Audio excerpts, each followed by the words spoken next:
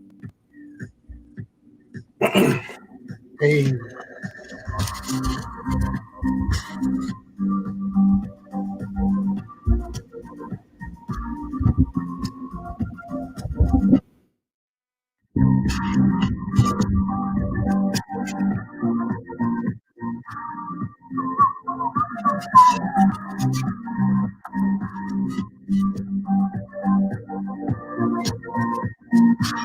good evening. What up, everybody? Come through. Thanks for coming through to create everything tonight. We're getting started. I want you to tag somebody, tell somebody that it's about to go up on a Tuesday. All right, we got a special guest tonight again, and you do not want to miss this conversation. It's going to be great. Let me know where you're coming in from. Where are you rocking? Where in the world are you? Where in the world are you tonight? You hear me? I want to know where you're at. Some of you at home, some of you at the beach, some of you working out, some of you driving. Where you at? Rockaway, Queens, New York. What's up, New York? Rockaway, Queens, New York. I love New York. Man, I miss New York. New York, New York, New York. What's up, everybody? Come on in, come on through. Let me know where you're at. Tag somebody, tell somebody. Create everything is happening now. It's happening now. It's happening right now. Don't miss a moment of it. We're gonna get started in just a moment. We on Facebook, we're on YouTube, we're on Periscope, and we're on Instagram. Thank you for locking in, for rocking. Y'all coming on in. Thank you so much. Chat with me, holler at me, let me know where you at, where you coming from tonight, tonight, tonight. Thank you for letting me know. Thank you for connecting. And thank you for sharing. Everybody share. Everybody share. Everybody share. Everybody share as we come through. Good evening, good evening, good evening. Hey, hey, hey. Good evening, everybody. Good evening. Birmingham, Alabama. What's up, Alabama? Birmingham. So much history in Birmingham. Good to see you tonight. Hey, Lisa, how are you? Chicago checking in. What's up, everybody? Good to see you. Good to connect with you tonight. We finally made it to YouTube. It takes a minute. Hey, Tina, how are you? Good to connect with you tonight. Good to see you. Create everything is happening now. Can you share? Can you tag somebody? Baltimore, Maryland. What's up, Baltimore, Maryland? So good. So much love from coming in everywhere. Tap in. Let me know what's up from Chicago. Hey, Chicago. So good. Hey, Grand Rapids. So good. Y'all coming through now. Thank you so much for reaching out, for connecting. It's our time. We're going to get ready to get started in a moment. Y'all help me by sharing and tagging somebody so we can get everybody in the room that needs to be in the room and let them know. Create everything is happening. We have some great guests in the past. And we got a great guest tonight. All right, so we're going to get started. In just a moment, I need you to tell everybody, let everybody know what's happening. All right, here we go. Let's makes you angry. What frustrates you, right? What frustrates you? What angers you is often an indicator of the problem that you're supposed to solve. It always and often leads you into being a solution. And creativity is about having solutions, creative ways to look at things, right? Your ground zero. What is your beginning point, right? I don't have it all there. I don't know how it's all going to turn out. I got a dream. I got an imagination. God's trying to breathe through me. He's letting the press to produce purpose out of me. It doesn't have to be perfect, but purposeful. But here I am. Here I am. Here's my blank canvas. What's your blank canvas? Always bouncing back. We're always recreating. We're always going, if it's not snowing, it's raining, it's leaves falling off the tree. We always got to know that there's a different season. But will you react to the season, or will you come prepared for the season? And I'm trying to just always be prepared for the season. What's up? What's up, good people? How are you tonight on a Tuesday night? Listen, wherever you're tuning in all over the world, I just want to say welcome, and I hope that you are creating everything. Listen, some of you catch us live because there's so many time zones. Some of you catch us on the replay later on Facebook or on YouTube, but wherever you're catching us, and if you're tuning in live or later, I'm just thankful that you're here tonight. I hope you're inspired. I hope that your book came in. You're tagging me. You're sending me pictures. You're showing me that you got Create Everything. And some of you are reading through it and blasting through it. And I hope it's inspiring you. Remember, this is your most productive summer. This is going to be in the middle of a pandemic, one of your most important summers, all right? Most important summers, and that you're going to move into creativity and create everything. So we're just going to continue in our conversation tonight. I got a special guest. But I want you to think about, before I introduce her and bring her to the platform, I want you to think about, if you think it's better when you are creating, what's your preference? When you are creating in a mode of creativity, do you think it's better to create alone or to create in community? Some of us like to create alone in isolation. Some of us like to create in community and call that collaboration or synergy. What's your feel? What's your vibe? Do you feel like it's better to create by yourself or to create with other people? You like it alone, or you like to do it in community? I think that there are advantages and disadvantages to both, and it's not really a wrong or a right answer here. It's just the answer for your preference. So let me know what you think. Is it better to create alone or to create in community? Somebody said both.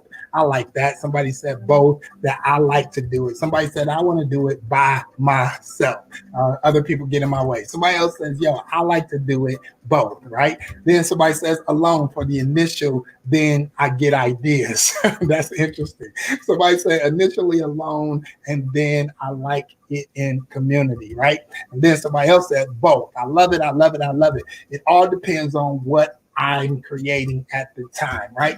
Creating alone, creating in community, it has its pros, it has its cons, but mostly it depends on the person and the individual, all right? But tonight, listen, I want you to be introduced to someone who is not only creating in community, but creating a community for people to create, right? I love that concept. I love the idea that she is functioning and creating in a community and creating a community to create. My special guest tonight is none other than Jackie the Educator, yes, of Black Christian Influencers. What's up, Jackie? How you doing tonight? What's up, man? I'm doing good. How are you and everybody else? Thank you guys for joining. Yes, I'm doing well. I'm doing so good. I'm glad to have you here on this platform. You are indeed doing it. You are an inspiring visionary. I met you some time ago, just watching what you do, connecting to you doing it, and celebrating your progress and success. Little did I know you would ask me to be a part of your brainchild. And so it's been a joy just to be on this ride with you, watching you build and just do all the things that's in your head. How you feel right now? I mean, what's up? Yeah, I'm in a good place right now. Like I've been in like a cave for a long time of even coming up with this vision, and it feels good to be out of the cave. I'm not gonna lie, but I I get that the process of getting here was necessary, but God has been speeding it up so much, and I'm just grateful that it's grown to where it is today. Who could have imagined for me that it would be here and still growing? So I'm just excited about it all.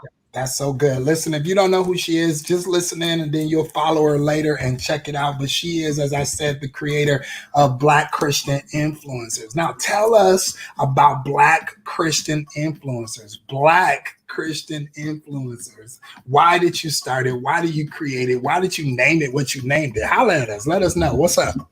Yeah, so a lot of people don't know I have a background. I actually was in education and higher education. I was the director of Jackie the literacy. Educator, right? Jackie the Educator, right? So, at my time in education, I actually had a diversity office where I basically was like the support system for a lot of different cultural groups. And we just noticed so much of a need for people to have like spaces where they felt like they were supported and celebrated. And so once I moved on from that, this idea of Black Christian influencers was necessary to me because I was a creator. I was trying to create things and realized that, I felt alone, but I knew that wasn't the case. So, Wow. I wanted to be around other people that were doing what I was and was trying to live the life like I was.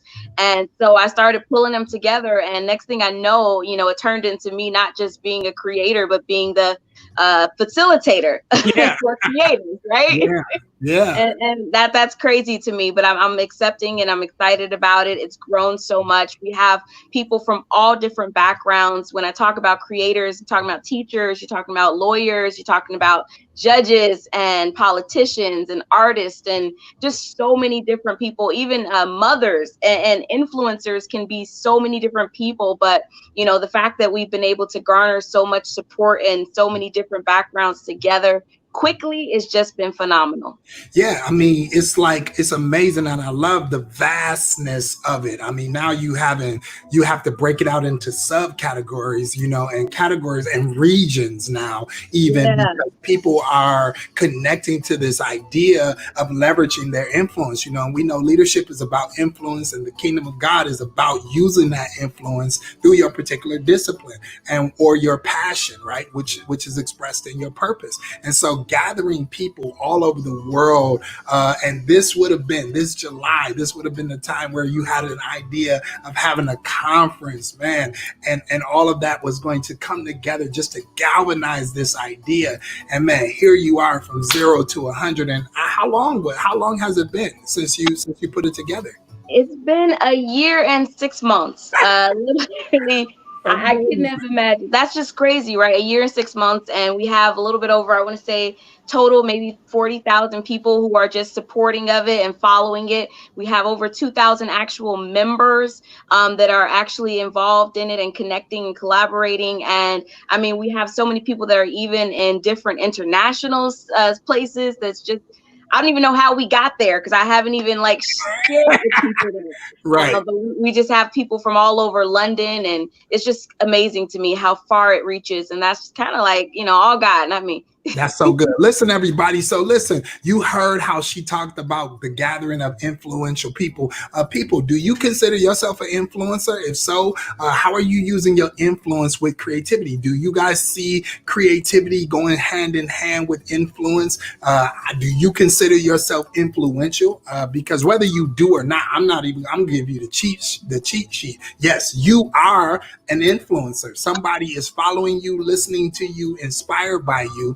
But do you use your influence in tandem to your creativity? Do you use your creativity as a way to impact or engage influence? So when you call, while they're answering that question, it takes a little moment for it to come up, and we'll hear it. But Jackie, what about you? When you think about creativity and influence, are they together? Are they separate? Are they two different things? Like, what do you think about that? Yeah, it definitely is together. I mean, the fact that the term has been used before, it's been put with Black Christian influencers. Influencers were known as these groups of people who are just so groundbreaking. They were, people who were coming from the bottom and just really having the voice of the people, and they're sharing their thoughts and opinions, and people were like listening to them. Yeah, And after a while, the companies, the big heads had to start listening too, like, why, are these influencers gaining so much traction and being able to reach so many people. And it right. was the realness about them. And, even when I think about that, I'm like, that's what the disciples were. They were influencers, they weren't up on some high pulpit trying to like tell people. They were with the people. They were being creative. Jesus was an influencer. All of these people were creative in their outreach and just were genuine in who they were. And that's why they reached people. That's all an influencer is. My mom is an influencer in her own sphere of influence, right? She's a Absolutely. banker. Yeah. And she's been in the banking industry for a long time, and people look to her for guidance and wisdom, and she would be an influencer in that sphere. And so many of us are influencers in our different areas, and we're creative and we don't even realize it. But I'm telling you, like you said, you're influencers, whether you know it or not. It's just a matter of how you're using it at this point. Yeah, when I first really heard the word influencers, it's interesting. I love documentaries, and I think about the documentary about the guy that did the fake conference out on the Bahamas, where he got all of these people basically to send all of this money in, and he sold them this big idea. What is that called again? I can't think of the name of it.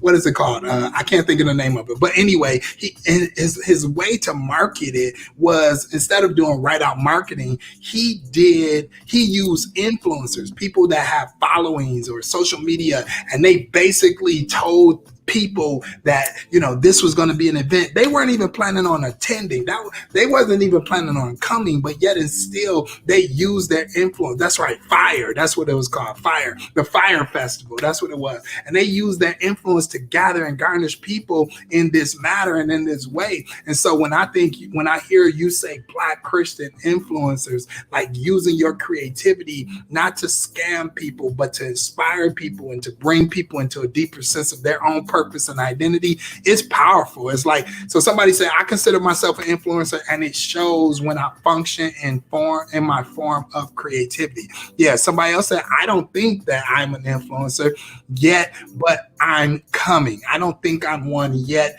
but I'm coming. Do you think that everyone should think, to some degree, put in their mind, their spirit, that they are influential, and begin to live that way and try to leverage it? Not just live that way, but once they live that way, leverage it. What do you feel? Absolutely, absolutely. Especially if you are a Christian, if you're a believer, it's a part of our mandate. You know, we are the light, you know, and light is very influential. It brings about things that will be able to be seen and shown in a different way. So that's what we are as influencers. And I tell people all the time that if you don't think you are one, you probably are, because you're doing it without even knowing it. That's usually how influencers operate. They aren't looking for attention. They're just getting it because people respect them. And that's Come a on. part of what influencers are about. So Yeah. a lot of us are. So you may not think you are, but you are. And, you know, there's so many different ways you can start to use that more. I believe that once we tap into it, it's going to be a different realm of creativity and outreach and revival that will be able to take over the world. And a lot of us just have to accept it. You know, that's where we are, right? Everybody's, especially in this virtual world. Yeah. And, you know, a lot of us aren't even seeing that, you know, we are influential with how we share things and how we interact. And a lot of us are pushed now to do things online, and we are influencers. We are doing it to people who we don't even know, we can't even see. So And good. again, that's it, all a part of it. And so a lot of us, as soon as the more we accept it, the quicker we'll be in a better place. I love it. That's so good. Listen, let's go to the next question. So you create spaces for other people. So you're gathering people who are influential, and then you create a space for them to be influential or to become more influential. Like, why is that so important? Why was that so important? I mean, this is a time when people are building platforms for themselves, you know what I'm saying? Not necessarily saying that's bad. They're building their brand or whatever, but your brand, you wanted your brand to be about building a platform to connect other people who have a brand, so that you can harness, in a sense, the power of influence. Like, why did you feel that was so important? Yeah, for me, I've always been a person who likes to fix things that I see. And I saw, like, man, a lot of people have great concepts, they have great ideas and messages, but they just aren't going about of sharing it the right way. We do a lot of marketing and promoting and not enough connecting and actually networking. And I found success very quickly with networking from people that I didn't know. I'm an introvert too, so the fact that I do it is obvious that something's coming from it, you Yeah. know. And so the more I did it, the more I saw results, and I had to share it. You know, I'm one of those people where if I have a bomb donut, I really got to share it with everybody. Like, you got to get this donut. And so, you know, my Right. concept is You really, gotta taste this, right? yeah, like, this is great, right? You know, Yeah. and so that's what it is with networking to me. It was this great way of getting known and shared with other people. And I just wanted to do that in a very systematic way, which is Right. kind of what I am. And that was what BCI became. I became this facilitator of it. And, you know, a lot of people have grown to do more things and get more exposure, and we're even growing in how we give exposure. So, I've been excited to see, how we've been able to introduce new people that have never been known to other people. And it's just exciting to kind of see how God is doing the work after that. Yeah, that's so good. Like, so before you created this, because I don't think that people consider creating a company or creating an idea or creating a movement or a mission. I don't think that they would necessarily consider themselves immediately a creative because they created a company. They think of creatives like artists and singers and dancers. But before you created this company, this movement, this idea, along of the other things that you're creating, did you consider yourself a creative? Always, I always do. I still do. It's in me somewhere. I just know this is business mogul Jackie. Like Yeah, right. God But wanted me to take care of some business. business mogul Jackie is a creator though. It's like That's it's a true. part of create, because to be a business mogul, to manage an idea, to birth an idea, to create an idea and a concept. I mean, I just want to speak to all the entrepreneurs out there, all the people that's building something from scratch, that you're creative. You are, quit limiting your creativity to expressions that you've seen on television. Like your creativity, like you said, moms creating families, creating peace in your home, husbands creating a legacy is a creator. This is why we titled this book "Create Everything." This is why we titled this visual podcast "Create Everything," because as I talk through this and bring guests here, I'm not just going to bring the typical people that you think. I want people that are creating in all dynamics of who they are. I mean, you know what I'm saying? You're not painting anything, but you're planning everything, and it's like in the same process, if we could just get everybody to see themselves as a creator, that's my goal, and you as an influencer, then we can be able to come together and birth something incredible and phenomenal where people stop limiting themselves and their identity and their God-given idea. Yeah. So listen, That's so true. check it out. You want to say something about that? Yeah, I was going to say too, for any of my nerdy people out there, maybe you feel like you are not a creative or creator. That was me all the way. I doubted, like, God, I just need to be sitting in the office somewhere or teaching. Like, I have no space, to do things that are creative in front of people. And, lo and behold, God takes the people who look and seem as if they're not and makes them into just that. And a lot of times what we're doing and what we have to offer is so valuable. Like, I had no idea that what I did and this level of organization was something that was needed in the kingdom. And Right. here I am today creating something that has not been in this space before. And again, that's what I'm saying with people who are like me, who maybe feel like, what, I'm just like, Right. don't put that on yourself, because that's not true. There's so much more to you. And once God taps into it, it's going to be like a well that never runs dry. That's right. So I understand you're creating something very innovative in psychology, in the psychology field. What's that all about? What you're building there? Yeah, so I got a lot of little things happening. So I have my master's in counseling, and I also have a very strong passion for talking and helping people who have mental illnesses or have maybe been exposed to some traumatic events. I tell my testimony all the time about my traumatic event that led me through a state of depression. Yeah. And, it was needed during that time to have somebody to talk to. And I didn't necessarily feel comfortable with the people that I had around me. And, a lot of the spaces I had didn't offer free services. And so, once I got into a better place where really God started to change some things in me and bring me to a different space, I went back and created with my dad. He's a pastor, and he allowed for me to use portion of his building to create what's called a counseling cafe. Yeah. So now I can offer free counseling services to people who are in our area, Inglewood. And most recently, we're coming out with a counseling hotline Yeah. for crises. And I'm telling you, God is really doing some moving in that area, and we're expanding. I'm even using the collaborations to bring in other counselors who want to volunteer and donate their time to do services as well. And, that's another area that we're expanding in. And I'm hoping that God will continue to move in that as well. So Counseling Cafe is what it's called, and it's growing, and I'm excited. It's going to be a lot of it. I see it expanding to different cities as well. Right now, we're just in Chicago, but I'm hoping that it'll go further. Hey, you got the touch. As everything else is going further, why not? Listen, did you hear what she said? I love how you use your crisis to bring you into a space of creativity.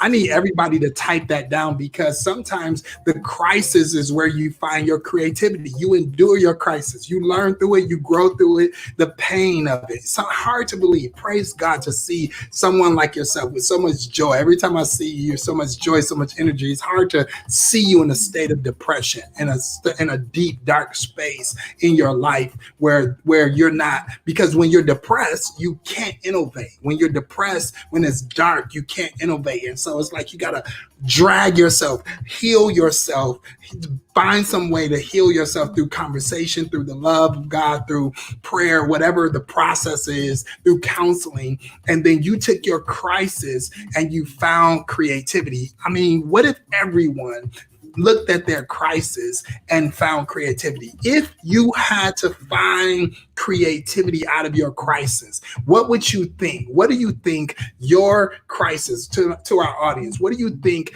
your crisis, what type of creativity would birth your crisis, would be birthed out of your crisis? Jackie, just for a minute, while they're answering that, talk to me about how you found this creative idea, counseling cafe, out of a crisis. How did the crisis birth your creativity?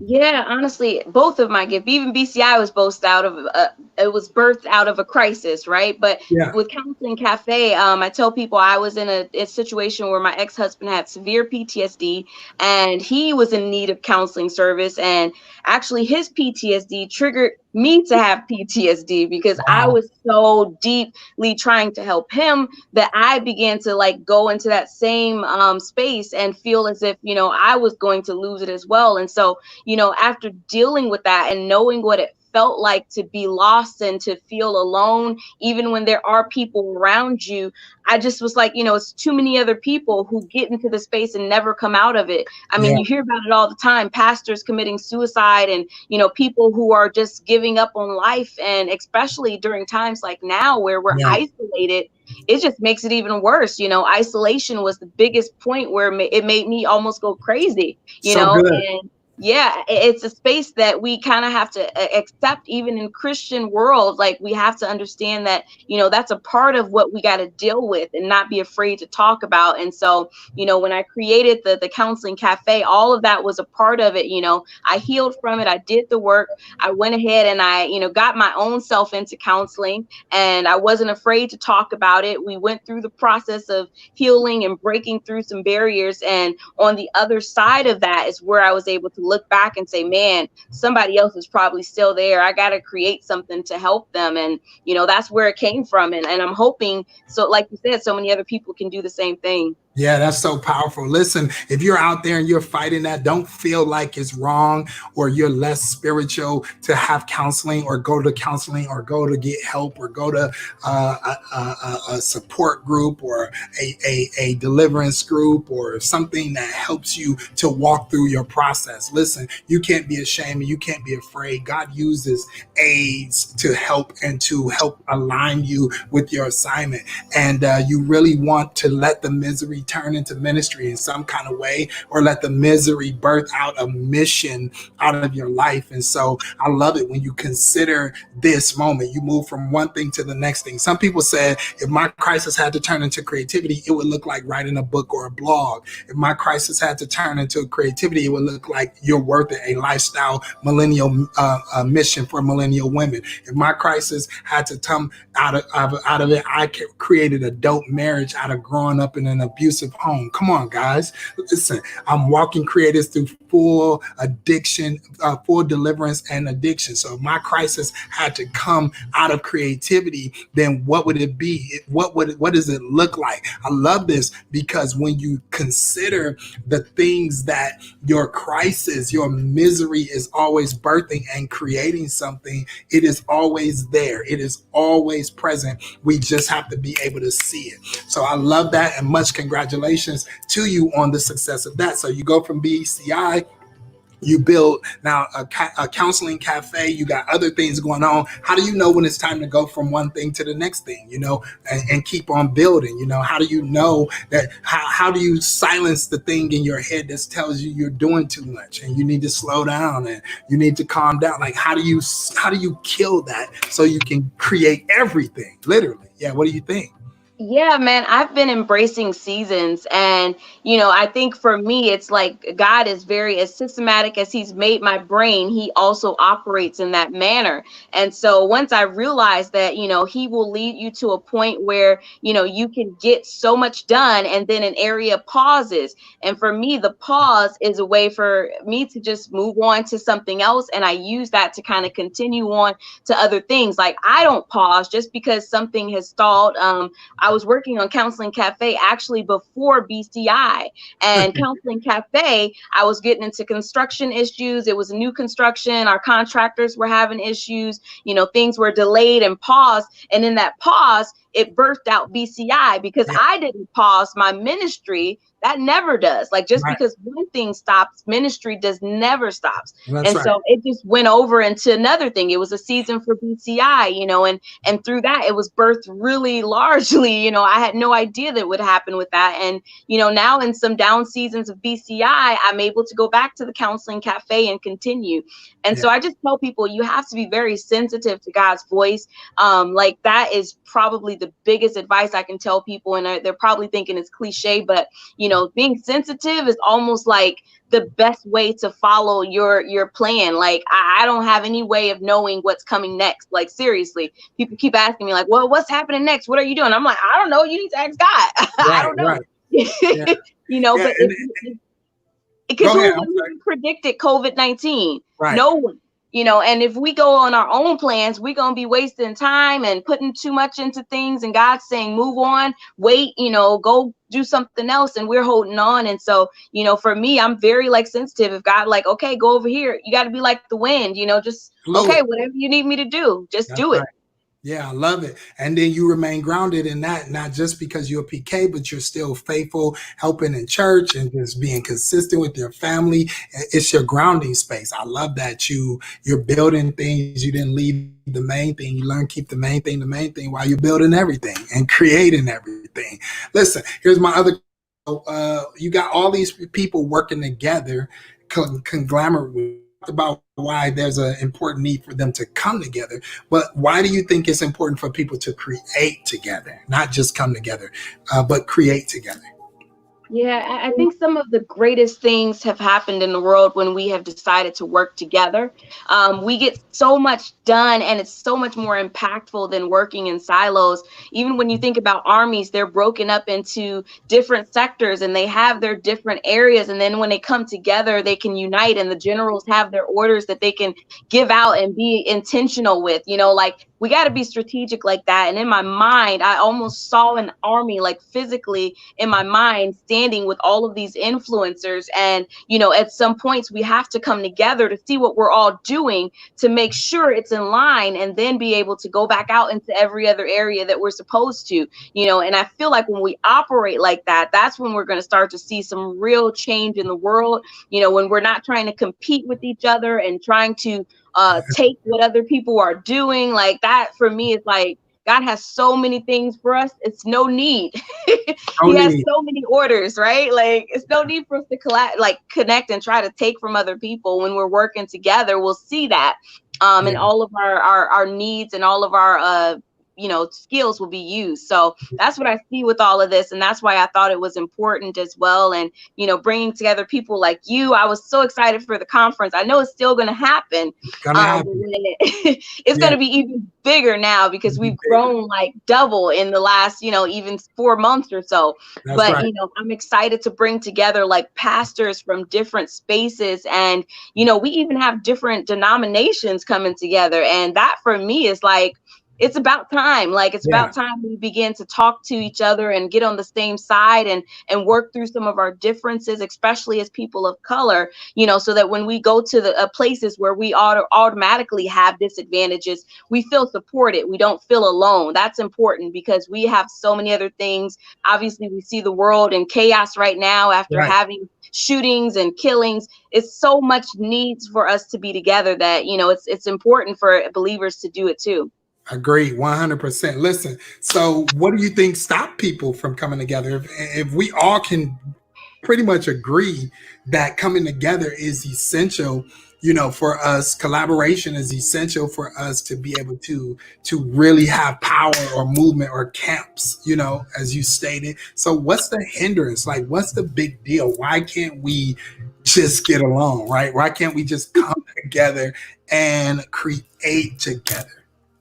I think it's a lot of things. One, it's pride. A lot of people are too have a big ego and they don't want to work with other people because they feel like sometimes it's beneath them. Yeah. But I believe that God has been breaking that up, and that's been happening individually in secret with a lot of people, which is making them more sensitive to the things that are happening. And then the other thing is like having a place where they feel safe. It's so many spaces where people come into that they feel like people are stealing or stifling, that they don't feel safe. They've been hurt, they've been wounded, and they don't want to have it happen again. And so, for me, even to be who I am, I don't take myself to be a pastor. I'm not like your traditional leader, but I think that makes it even safer for people to see that, okay, this is person who's just an educator. She has no like real like stake in doing anything that would be, harmful to me or my ministry or what I'm trying to build. And I think that is part of what has hindered, and even why God has decided to use someone like me to do this type of role. So I'm glad that, a lot of things are being brought to the light that are coming out during this COVID-19 times, Yeah. especially for leaders. But it's changing. It's changing. I'm hopeful. I agree. Some people say that ego is an issue. Jerry White says ego is an issue. Somebody says it's hard to find people to even collaborate with. Someone else, Sharon, says that it's because of insecurity that brings that gap. What do you guys think? What do you guys believe? Because we all can agree that we're better together, but then why is it that we don't get together? You know what I'm saying? And I do believe that God is tearing it down. He's breaking it down. He's bringing together alliances, and people are discovering and especially even missing people, right? Missing synergy, missing the ability to just sit at a table with some people and just, work in a collaborative space without a mask on, without gloves on. Like, now these limitations have made us value things that we underestimated so much. And now everybody is zoomed out because the Zoom is the new platform just to have some human interaction, just somebody else thinking on my wavelength and getting people on your level or on your wavelength or around your level that even want to try to accomplish something or work to do something. I just hope that all the hindrances to people creating just go away. I just hope that all the hindrances, I agree with you, all the things that's stopping people, because people have missing pieces, somebody, and I think people have to understand their role. Somebody has to understand what role they play, what piece they play. Everybody isn't supposed to be the head person. Somebody is the gatherer, somebody's the bridge builder, somebody's the grower. It's just all these components. And I think if we discover our role, then we can jump in, get in where we fit in, and the outcome will be better. Yeah, it's so good. So people said there's a lot of people that don't want to put in the work to do it. It's hard to find people to collaborate with. A lot of people can't collaborate if it means they don't get to be the face of it. They don't get to be the face of it. That's real, right? Some people want to compete versus working together to build something. And some people said that's it. Understanding individual roles and be secure in it. It is absolutely essential. So you see people who get who would have got a piece of something big that instead, because they wanted the whole thing, they get nothing. You know what I'm saying? And that's just unfortunate. That's unfortunate. Listen, my other question for you is, so how do we get or go about collaboration instead of competition? How do you get rid of, you're managing, bringing together in the room all of these people? I've been in a room with perfect strangers because of you for an entire day. And I can say that I never went, it was like, it was the egos was checked at the door. You would have thought by the way we were laughing and celebrating each other after each thing and each interview, you would have thought we known each other for years. But everybody was in there, was meeting each other for the first time. You know, she called us together for a photo shoot and a video, some stuff that she's building that's coming out, and we're in there, and people were congratulating each other and celebrating and complimenting each other on their outfit and their pictures. I mean, it was amazing to experience, you know. So how do we go about this collaboration? How do you breed that in an environment instead of competition? Yo, it's contagious, man. Honestly, I think that you kind of have to have that energy that starts off everything, and it'll, allow for people to feel safe and in a trusted space. We created that, and a lot of times people just need to get that reinforcement. So when you come in the door, you don't have to worry about, what's going to happen, who's going to do what, and, am I going to be seen? It's not about that. Once that is checked, I feel like we're going to see some change, but you have to get those people together first so that it can start to really catch on, because that's what BCI has been doing. Like, honestly, the more we've been bringing people together like yourself and other individuals who already have that attitude, it's like we grow, and the contagion spreads, right? Right, Like, not the COVID, not right, COVID. right. Not COVID, right. We're not Yeah, spreading COVID, but right. we're spreading this amazing collaborative spirit that's Yeah. really starting to catch on. And that's what it's about. And I think it's going to continue to happen the more we do it. This conference that we have, when we have it, the energy is going to be so heavy in there with collaboration. Like, I'm expecting people to leave with like new deals and opportunities and, resources that they didn't have before. And again, like you said, everybody has something that somebody else needs. But the problem has been we haven't taken the time to see or recognize or even be open to it. But we're going to break all that down. And I think that's going to happen real soon.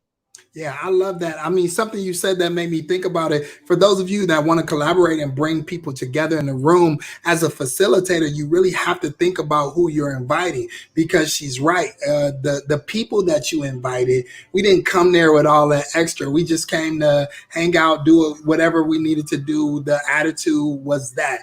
And so we had our own sauce. Everybody brought their own sauce. So, it wasn't like we were just trying to see what we could stir up if we shared sauces. You know what I'm saying?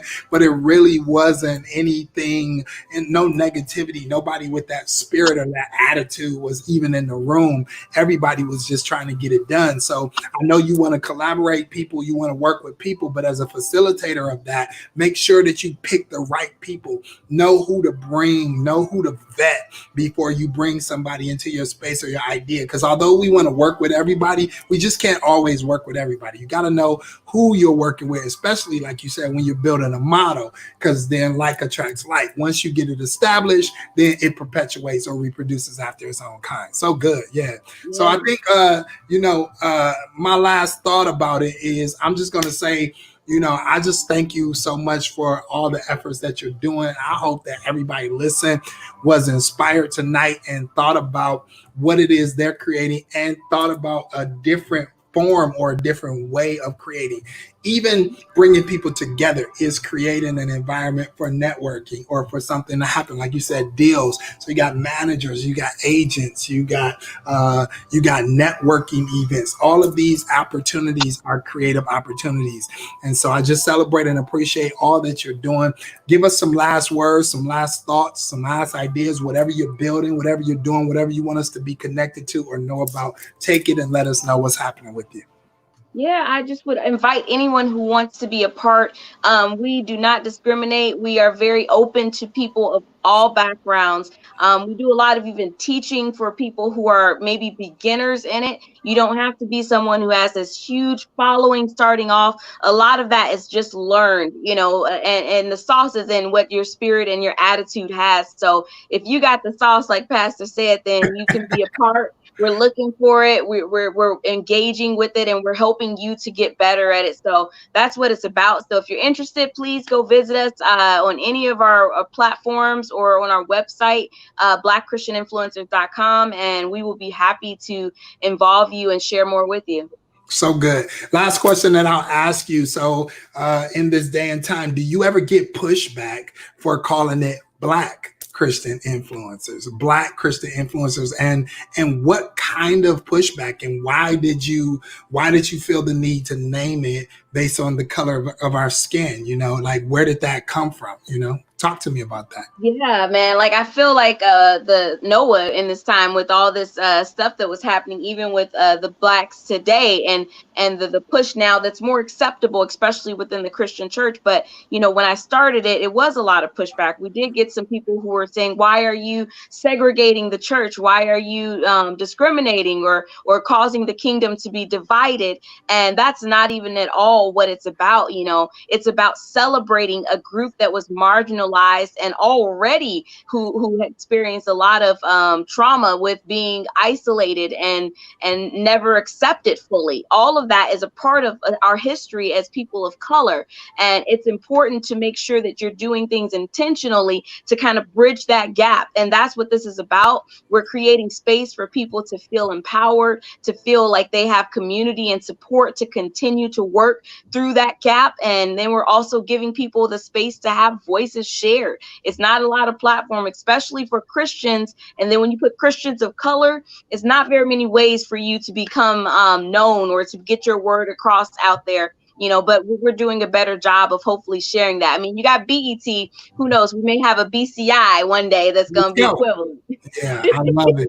So good. Great answer. And I love it. Thank you. Everybody, please show Jackie some love. Let her know you enjoyed her tonight. Thank you so much for rocking with us, Jackie, and sharing your wisdom, your insight. Continue. As I told you, I believe in you. Much success to everything you do. God's favor and blessings on your life and on your ideas. It's needed in the world. Thanks for gathering us. Thanks for inspiring us. Your spirit is contagious. Your energy is contagious. And I just appreciate you much. Much continued success. Much continued success. Everybody, make sure that you connect with Jackie. Holler at her, reach out to her on social media, tag her on something, let her know you watched tonight and you enjoyed her. All right. So whether you watch live or you watch later, make sure whenever you get in that you get in where you fit in. All right, Jackie, I'll talk to you later. God bless you. Thanks for being here. So listen, guys, I just appreciate this moment in time and everything that just transpired. So I hope you were inspired. Thank you for your comments. Thank you for your connections. And I hope that you're loving, create everything. I think so, because you keep showing up. Can you do me a favor? We're growing and growing and growing. Can you tag somebody? Can you bring somebody next week to let me know that you appreciate what's happening here, and their presence will help me do that. All right. If you didn't order your book, order it and get it on Amazon. I'll see you see me rocking my Create Everything hat. Yes, it's on my website, as well as the Create Everything shirts. You can rock the brand and get it and be a part of it. I appreciate you. Listen, if you're blessed tonight and you want to sow to the movement and the moment that's inspiring you, literally coaching you up into creating your best life and the life that you desire, you can sow at Jerome Glenn on both Cash App and or PayPal.